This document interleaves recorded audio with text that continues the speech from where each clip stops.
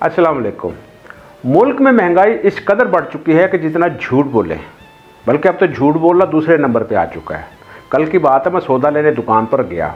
मैंने एक डबल रोटी ख़रीदी। गलती मुझसे ये हुई कि मैंने कहा भाई मैं बटवा गाड़ी में भूल आया, मैं ज़रा बटवा गाड़ी से जाके पकड़ लाऊं। आप यकीन कीजिए कि गाड़ी तक जाने और दुकान तक वापस आने में मुझे हार्डली 10 मिनट लगे होंगे और इन 10 मिनट में डबल रोटी की कीमत 30 रुपये बढ़ चुकी थी। चावल की एक किस्म होती है सेला चावल। आज सुबह मैं चावल लेने गया और मैंने सेला चावल की बोरी में हाथ डाला तो उस कमबख्त ने मुझे हाथ पे चक मार दिया और कहने लगा जेब में पैसा ना तेला ते करदा सेला सेला। अब तो ये हाल हो गया कि महीने के बाद राशन लेने जाए तो लगता है जैसे जेब कट गई। टूथपेस्ट तक इतना महंगा हो गया कि एक ब्रश पे क्रीम लगा के पूरा घर उसी से दांत साफ करता है। गोश्त का तो नाम ही ना ले, दालें इतनी महंगी हो चुकी हैं कि कल मैंने अपने घर पे दाल पकाई तो मेरा पड़ोसी आके बोला, आहा घर में आज दाल पकी है, कहीं कमेटी तो नहीं निकल आई। बरसों पहले किस्तों पर एक गाड़ी ली थी। अब इस बात पर रिसर्च कर रहा हूँ कि गाड़ी पानी से कैसे चलाई जा सकती है।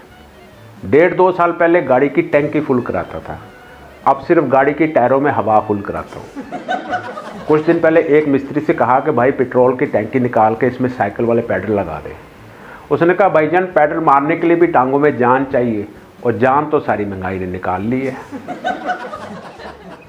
पेट्रोल ईमान से इतना महंगा हो गया कि 1 लीटर पेट्रोल की तरफ देखें और दूसरी तरफ 100 के 3 नोट देखें तो 100 के 3 नोट बड़े लगने शुरू हो जाते हैं, क्योंकि बच्चों के स्कूल की फीस से घर का राशन, बिजली का बिल, गैस का बिल, पानी का बिल देकर हमारे पास बचे वो 3 नोट होते हैं। वैसे भी 100 के नोट की आजकल वही अहमियत है जो सियासी जमातों में काफली की अहमियत रह गई है, या फिर बटनों वाले फूल की। वैसे ये मानना पड़ेगा कि नोटों में 100 का नोट सबसे ज़्यादा खूबसूरत होता है। लाल लाल कड़कड़ाता हुआ नोट, जैसे कुक्कड़ के सर पे कलगी लगी होती है। लेकिन 100 का नोट आप किसी को सलामी में नहीं दे सकते, वरना मेज़बान आपको खाने की टेबल के करीब भी नहीं जाने देगा और वेटर को कह देगा कि भाई इसका ध्यान रखना, ये सालन से बोटियाँ ना निकाल के खा रहा हो। अच्छा 100 के नोट की बात छोड़ें, 5000 का नोट तोड़ाएं तो बकाया ऐसे गायब होता है जैसे कराची शहर के गटरों से ढक्कन गायब हो जाते हैं, या तनख्वाह ख़त्म होने के बाद मियाँ बीवी का आपस में प्यार मुक जाता है। वैसे तनख्वाह भी अजीब चीज़ है, मिलती महीने बाद और मुक 10 दिन में जाती है।